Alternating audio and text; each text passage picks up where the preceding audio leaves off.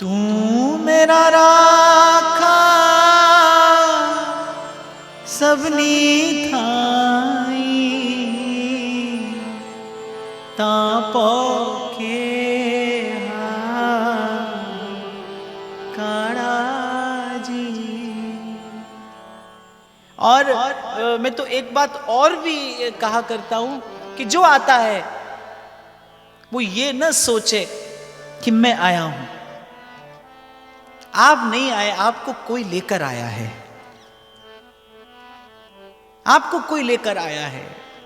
ये जो आपके गुरुजन हैं, जो आपके कल्याण का संकल्प करते होंगे, उनके संकल्प के प्रसाद स्वरूप आपको मुझे सत्संग मिलता है। आपको मुझे बार बार भगवत चर्चा, कथन का, श्रवण का, सेवा का, सुमिरन का, सत्संग का अवसर मिलता है।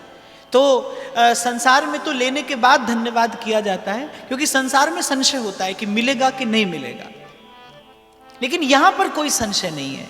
इसीलिए यहां पर लेने के बाद नहीं, यहां पर लेने से पहले धन्यवाद करिए कि प्रभु बड़ी कृपा जो आज जीवन में ये क्षण आया, आपके चरण शरण में आकर बैठे। देखो भाई, कलयुग में कलौ केशव कीर्तनाथ श्रीमद् भागवत कहती है कि कलयुग में भगवान कहां विराजमान है, कलयुग में स्वरूप क्या है। तो श्रीमद् भागवत कहती है कलौ केशव कीर्तनाथ, कलिजुग महा कीर्तन प्रधाना और गुरुमुख जपिए लाए ध्याना। इस युग में भगवान का स्वरूप क्या है, भगवान का स्वभाव कैसा है, भगवत स्वरूप कहां प्रकट होता है। तो भागवत कहती कलौ केशव कीर्तनाथ, जहां श्री कृष्ण के, जहां श्री हरि के नामों का गुण संकीर्तन होता है, वहां पर भगवत स्वरूप प्रकट होता है। तो आप और मैं इस समय भगवान की सन्निधि में बैठे हैं। कहने वाला भी भगवत सन्निधि में बैठा है, सुनने वाला भी भगवत सन्निधि में बैठा है। इसी भाव से बैठना कि जैसे आए वैसे जाना नहीं, कोई शब्द, कोई विचार, कोई भाव। देखो, मैंने कहा ये बात बड़ी ध्यान देने की है, आप नहीं आए, कोई नहीं आता और कोई आ नहीं सकता, कोई नहीं आता और कोई आ नहीं सकता। मेरे राम राय, मेरे राम राय, जू राखे त्यों रहिए।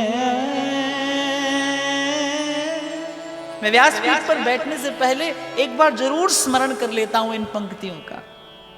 तुद पावे ता नाम जपावे, सुख तेरा दिता लइए, सुख तेरा दिता लइए। चरण कमल तेरे धोए धोए पीवा, मेरे सतगुरु दीन दया। एक बार मुझसे किसी ने पूछा कि सुमिरन में सुख क्यों नहीं आता, सुमिरन में सुख क्यों नहीं आता। मैंने कहा आप कहते हो मैं भजन करता हूं, मैंने कहा जब तक आप भजन करो तब तक सुख नहीं है। आप देखिए, महाराज के समय जब श्री कृष्ण ने गोपियों को बुलाया, गोपियां पहुंची, श्री कृष्ण को पा लिया, जिन हाथों से पाया उन्हीं हाथों से खोया। अंतर ध्यान हो गए श्री कृष्ण, कुछ देर के लिए अंतर्हित हो गए भगवान। और जब अंतर्हित हुए, जब वो हाथ आया धन गया, तब गोपियों को सुध आई कि हमको ऐसा लग रहा था कि हम अपने भजन साधन से आप तक पहुंची हैं, हमने अपने प्रयास से, हमने अपने पुरुषार्थ से आपको पाया है। फिर गोपियां कहती है कि ठीक है, अगर कोई अपने पुरुषार्थ से आपको पा भी ले तो वो आधा अधूरा सा ही पाता है, क्योंकि जीव भी आधा अधूरा है, उसका प्रयास भी आधा अधूरा है, और उस आधे अधूरे प्रयास से जो प्राप्ति होती है सो भी आधी अधूरी है। इसलिए गुरु साहब के मुख से जब पहली वाणी प्रकट होती है तो महाराज कहते गुरु प्रसाद, कि प्रसाद है मेरा, मुझ में किछ नहीं, जो कुछ है सो तोर। तुद पावे ता नाम जपावे,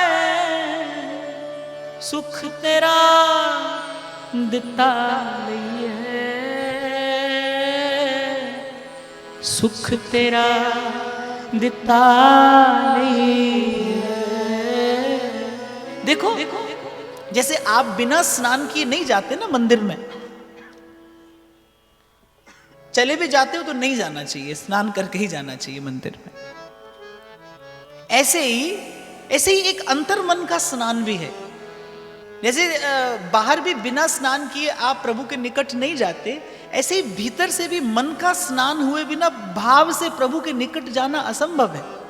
जब देखो, दो ही तो वस्तुएं हैं, या तो स्वार्थ है या परमार्थ है, या संसार है या फिर वो है। दो ही तो चीज है, तीसरा तो कोई है नहीं। तो मन या तो राम की ओर है या फिर मन काम की ओर है। जब तक मन काम की ओर है तब तक सुख संभव नहीं। मुझसे पूछा किसी ने कि भक्ति करने से मन पवित्र होता है कि पवित्र मन से भक्ति होती है, कि पहले भक्ति है फिर मन पवित्र होगा, या पहले मन पवित्र हो फिर भक्ति होगी। तो मैंने कहा जीव तो दुर्बल है, अपने प्रयास से उसका मन कभी पवित्र नहीं हो सकता। तो मैंने कहा भक्ति और मन की पवित्रता के बीच में एक और वस्तु भी है, और वो क्या है? तुमरी कृपा ते तुद पछाना, तू मेरी ओट, तू है मेरा। तुम्हारी कृपा ते तुद पिछाना, उसकी कृपा है। भक्ति और प्रभु की प्राप्ति के मध्य में एक बड़ी महत्वपूर्ण बात है, और वह है उसकी कृपा। इसीलिए आपसे कहा कि कुछ लेने से पहले यहां धन्यवाद कर दीजिए, कुछ लेने से पहले आप और मैं कृतज्ञ होकर उसका धन्यवाद कर दें। ये आप और मैं यहां उसका सिमरन करने नहीं आए, उसने आपका मेरा सिमरन किया है, तो आप और मैं यहां पर आकर बैठे हैं। ये उसके द्वारा किया हुआ आपका मेरा सुमिरन है, उसने याद किया। तो जब उस व्यक्ति ने कहा कि मैं भजन करता हूं पर सुख नहीं है, भजन करता हूं पर आनंद नहीं है, मैंने कहा जब तक आप करें तब तक सुख नहीं है। माला का एक एक मन का घूमे, माला का एक एक मन का घूमे, और धन्यवाद हो कि अगर तू याद ना करता, तू याद ना करता। वस्तुतः क्या है, आपका मेरा ऐसे दोष कह लीजिए या अभाव कह लीजिए, आप और मैं सारे संसार को देख पाते हैं। देखिए, एक व्यक्ति अपना श्रृंगार करे, लेकिन उसे स्वयं को देखने के लिए दर्पण की आवश्यकता पड़ती है। वो अपनी आंखों से सबको देख सकता है, लेकिन स्वयं को नहीं देख सकता। स्वयं को देखने के लिए दर्पण की आवश्यकता है। नैन निकट काजर लसे पै दर्पण दिखलाए। काजल की रेखा लगाता है कोई, आंख के सबसे निकट लगती है वो काजल की रेखा, पर आंख उसे नहीं देख पाती। उसे देखने के लिए दर्पण चाहिए। आप सारे संसार का भला बुरा देख लेंगे, पर आपका भला बुरा दिखाने के लिए आपको संत और सत्संग रूपी दर्पण चाहिए। जब तक संत के सन्मुख जाकर नहीं बैठो, जब तक संत के चरणों में जाकर नहीं बैठो, जब तक सत्संगति में जाकर नहीं बैठो, तब तक अपना गुण दोष नहीं समझ में आवे, नहीं दृष्टि में आवे।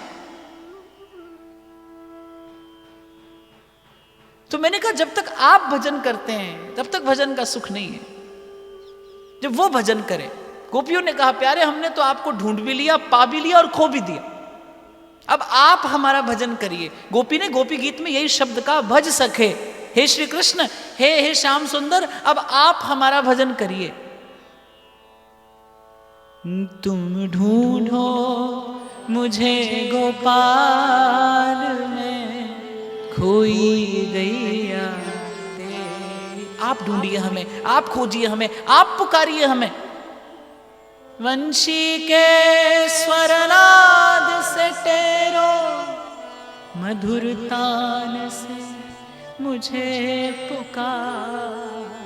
कहीं आपको ऐसा पढ़ने सुनने को नहीं मिलेगा। भक्त कह रहा है भगवान से अब आप करिए हमारा भजन, पर इसमें कहीं गोपी का अहम नहीं है, इसमें कहीं गोपी की अनधिकार चेष्टा नहीं है। इसमें गोपी का बड़ा गंभीर, बड़ा गहन, बड़ा मौन समर्पण है कि प्यारे हमने तो खूब आपका भजन करके देख लिया,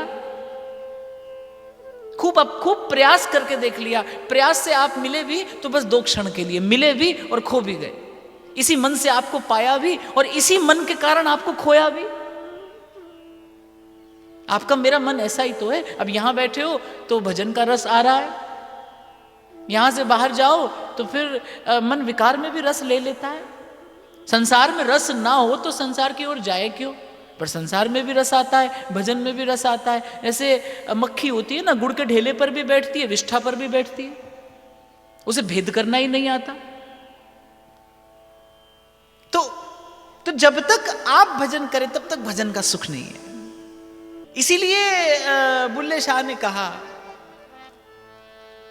कि फुल्ला दा तू अतर बना, अतरा दा तू कट दरिया, दरिया विच फिर रज के ना, फिर भी तेरी बू नहीं मिटनी, पहले अपनी मैं मिटा। जीवन भर कहते सुनते कबीर को भी कहना पड़ा, माला फेरत जुग भया वे फिरा न मन का फेर। और क्षमा करना, मैं ये बात आपके मेरे हम सब के लिए कह रहा हूं। कभी कभी आप केवल तन पर ही भक्ति का स्वांग धारण करके प्रसन्न हो जाते हैं। आपको लगता है कि बस इतना ही पर्याप्त है। पर जीवन में गुरु का आना, जीवन में भजन का होना, जीवन में साधन का होना, अरे मैं तो कहता हूं भजन नहीं, जिसके जीवन में केवल भजन करने की इच्छा हो वो भी अपने आप सा नहीं रहता, वो भी कुछ का कुछ हो जाता है, वो भी और का और हो जाता है। इसके जीवन में केवल भजन करने की इच्छा हो। सबसे पहली चीज जो अपने भीतर देखकर जाननी चाहिए, पहचाननी चाहिए, वो ये कि जो भी साधन आप करते हैं वो करते किस लिए हैं। इसीलिए मैंने आरंभ में कहा आप यहां आए हैं, पर यहां आने के साथ साथ आपका तन सत्संग में बैठे, साथ साथ मन भी सत्संग का लाभ ले ले। उसके लिए एक चिंतन, एक प्रयास, एक विचार आपको करना पड़ेगा कि आप यहां क्यों आए हैं। इतने सजग होकर यदि आप आए तभी आप यहां से कुछ प्रसाद लेकर जा सकेंगे। भरोसा रखना भाई, मैं फिर आपसे कह रहा हूं, संसार में तो शंका की जा सकती है कि संसार से कुछ मिलेगा कि नहीं मिलेगा। संसार से कुछ मिले ना मिले वहां पर तो शंका है, पर यहां पर कोई शंका नहीं है। इबादत कर, इबादत कर, इबादत दे नल गल बन दिए, किसे दी अज बन दिए, किसे दी कल बन दिए। और कभी एक दूसरी बात साथ में आपको कह दूं अपने छोटे से अनुभव से, कभी आपके भीतर अगर परिवर्तन आया, कभी मन संसार से हटकर प्रभु की तरफ मुड़ा, तो सत्संग की कृपा से ही मुड़ेगा। कहीं अगर कोई छींटा पड़ा आप पर उसके नाम रस का, तो फिर वो यहीं से पड़ेगा। मेरे साहिब हैं रंगरेज, चुनर मोरी रंग डारी। मन का मैल संत और सत्संग के अतिरिक्त कोई नहीं छुड़ा सकता। मन का, और मैला वस्त्र हो, रंग कितना भी सुंदर हो, वो चढ़ेगा नहीं। रंग चढ़ाना हो तो वस्त्र उज्जवल होना आवश्यक है। प्रेम का रंग चढ़े उससे पहले कहीं सत्संग की कृपा से मन में भाव की शुद्धता, पवित्रता आए। मेरे महाप्रभु जब उपासना में प्रवेश करते तो कहते पहले धो मांझ लीजिए अपने मन को। आपको वृंदावन में किसी निबिड़ निकुंज में युगल सरकार के पास मन से जाना है तो पहले मन को धो मांझ लीजिए। और मन को धोने मांझने की विधि क्या कहते हैं? सब सो हित, निष्काम मति, वृंदावन विश्राम। सब संतों ने, सब भक्तों ने, सब आचार्यों ने एक ही बात अलग अलग शब्दों में कही। महाप्रभु कह रहे हैं सब सोहित। महाराज कहते नानक नाम चढ़दी कला, तेरे पाणे सर्वत दापला। ये जो सर्व के प्रति सद्भाव है, ये जो सबके सुख का विचार है। देखो आप और मैं सुख नहीं दे सकते, आप और मैं किसी को सुख नहीं दे सकते, लेकिन आप और मैं सुख का भाव अवश्य दे सकते हैं। सुख का विचार अवश्य किया जा सकता है। किसी को कुछ नहीं दे सकते आप, अरे प्रसन्नता तो दे सकते हो, प्रसन्नता दे सकते हो। कुछ देने के लिए ना हो तो मुस्कुरा दीजिए, एक सद्भाव दे दीजिए।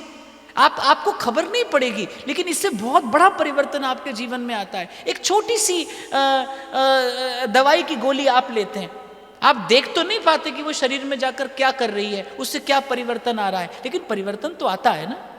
धीरे धीरे रोग दूर होता है कि नहीं होता, दिखाई नहीं पड़ता पर अनुभव होता है।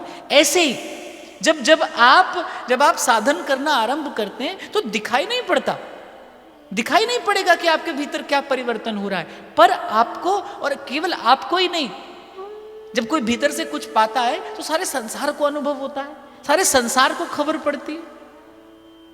और मैं तो कहता हूं कुछ हो ना हो, नाम ध्याए महासुख पाया,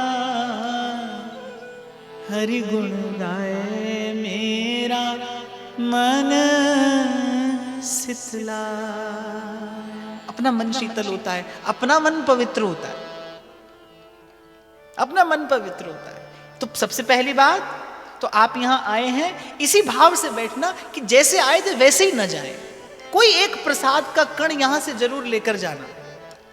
होली के दिन है, आज ही हमारे श्री राधा वल्लभ जी के मंदिर में होली का उत्सव विशेष रूप से आरंभ होता है। आज फुलेरा दोज है। आज से श्री ठाकुर जी अपनी फेंट में गुलाल बांधकर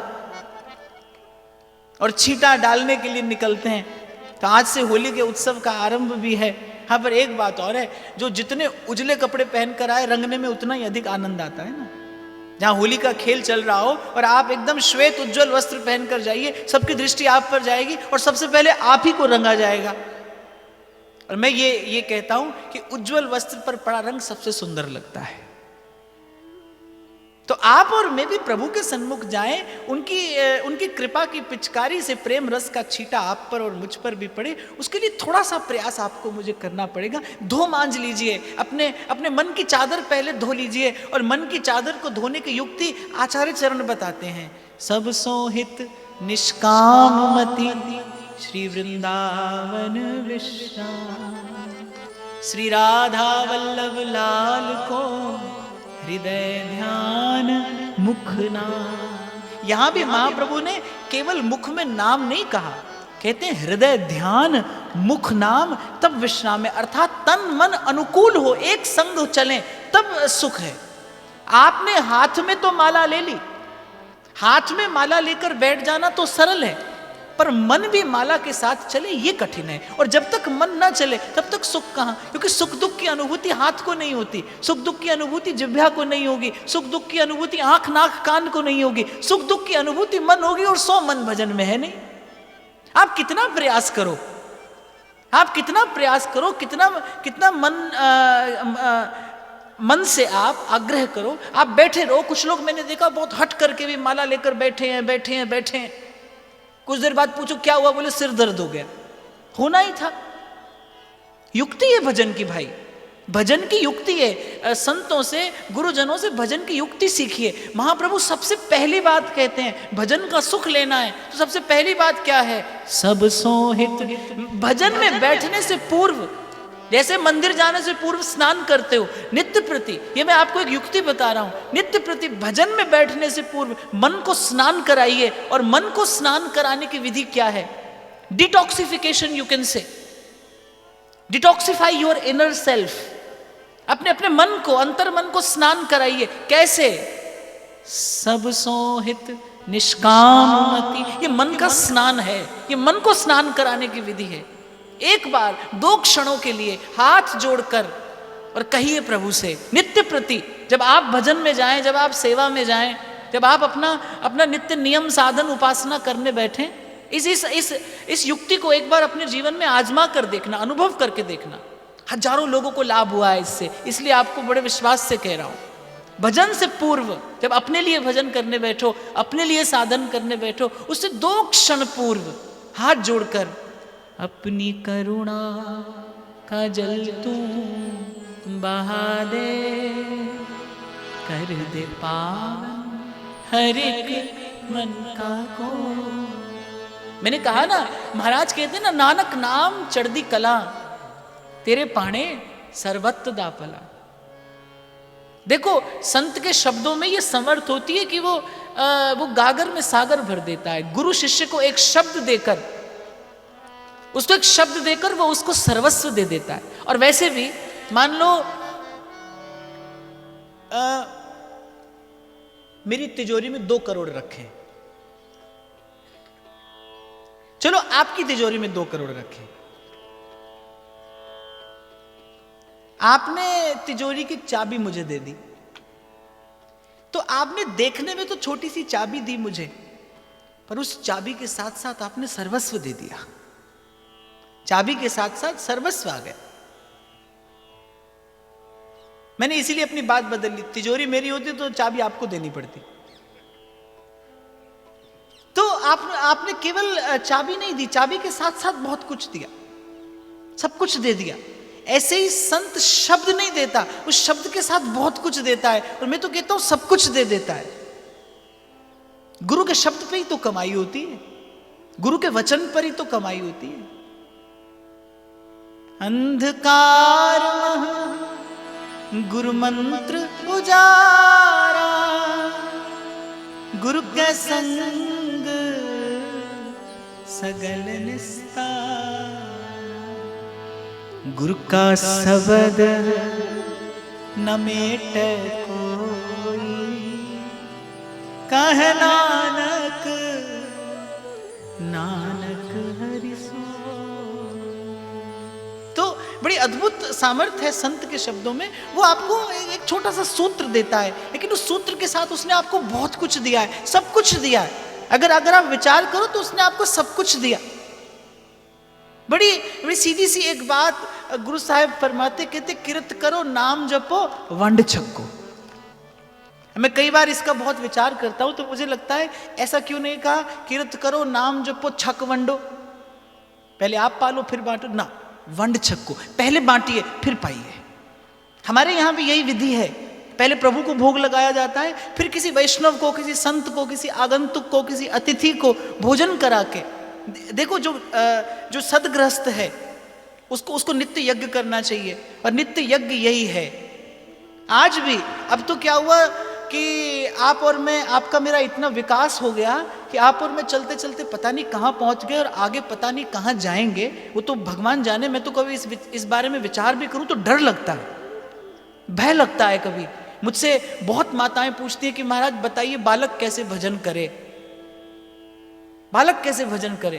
तो मैंने कहा सबसे सुंदर युक्ति है कि घर की माता चाहे, घर की माता, घर की स्त्री यदि चाहे तो पूरा परिवार भजन में हो सकता है, अगर वो थोड़ा सा प्रयास करे। तो माताएं पूछती है कैसे करे, तो मैंने कहा भोजन बनाती हो तो भजन करते करते भोजन बनाओ। अरे बड़े बड़े ऋषि एक जल का छींटा मारते थे और इस प्रकृति के नियम परिवर्तित हो जाते थे। क्या था उस जल में? भजन का बल ही तो था। एक ऋषि जल का छींटा मारता है, प्रकृति को अपना नियम बदल देना पड़ता है। उस जल में क्या है? वो तपपूत जल है ना, उसमें भजन का बल है। जब भोजन भजन करते करते बनाया जाए तो कलयुग में हरि नाम में हरि विराजमान है। पर फिर आप सामने से सुनने को मिलता है, बोले महाराज अब भोजन ही कौन बनाता है? अब भोजन ही नहीं बनाओ तो फिर भजन कौन करे? फिर भजन कौन करे? अब क्या कह रहा था मैं इससे पहले?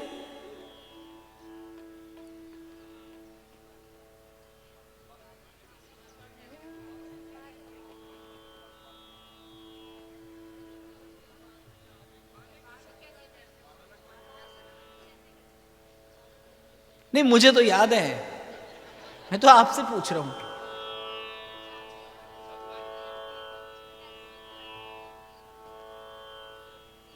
मैं ये कह रहा था कि वंड छकिए, गृहस्थ का धर्म है कि देकर पाए। सदगृहस्थ यदि आप हैं तो आपका ये कर्तव्य। मैं ये कह रहा था कि आज तक भी हमारे घरों में ये परंपरा थी कि गौ का, अतिथि का ग्रास पहले निकाल कर, फिर प्रभु को भोग लगाकर, फिर आए हुए अतिथि ब्राह्मण की सेवा करके फिर भोजन पाया जाता था। सो प्रसाद है। गीता में भगवान कहते हैं जो बिना दिए पाता है वो तो पाप पाता है। इतना जीवन में विकार आ गया, इतना जीवन में अवसाद आ गया, इतना जीवन में विषाद आ गया। किस लिए? क्योंकि आपने और मैंने, देखो एक वृक्ष की एक एक पत्ती, एक एक शाखा को आप धोकर चमकाते रहो, लेकिन यदि उस वृक्ष की जड़ में जल ना दिया जाए तो वो वृक्ष कितने दिन जिएगा, कितने दिन जीवित रहेगा? आपने और मैंने तन चमका लिया, घर चमका लिया, लीपा पोती आपने जीवन में इतनी कर ली कि उस चकाचौंध में आप और मैं जो जीवन का मूल है उसे ही पानी देना भूल गए। धर्म ही जीवन का मूल है, सभ्यता, संस्कृति, जो गुरुजनों से आपको मुझे परंपरा से प्राप्त हुआ है। और मैं अपने युवा मित्रों को ये बात विशेष रूप से कहना चाहूँगा, आजकल क्या नई बात चली है ना, जो भी कुछ हो उसके लिए कारण बताइए, गिव अस द लॉजिक बताइए, कारण बताइए क्यों करें ऐसा। पर मैं अपने युवा मित्रों को बड़ा विनम्र एक निवेदन करना चाहूँगा कि आपके माता पिता यदि आपको कुछ करने के लिए कहें, आप उनसे कारण पूछें, और आपके भोले भाले माता पिता के पास आपको देने के लिए कारण ना हो ना, आप फिर भी करना। आपको वो कार्य करने से कुछ मिले न मिले, पर माता पिता के आशीर्वाद से सब कुछ मिल सकता है। आपके माता पिता की प्रसन्नता आपको सब कुछ दे सकती है।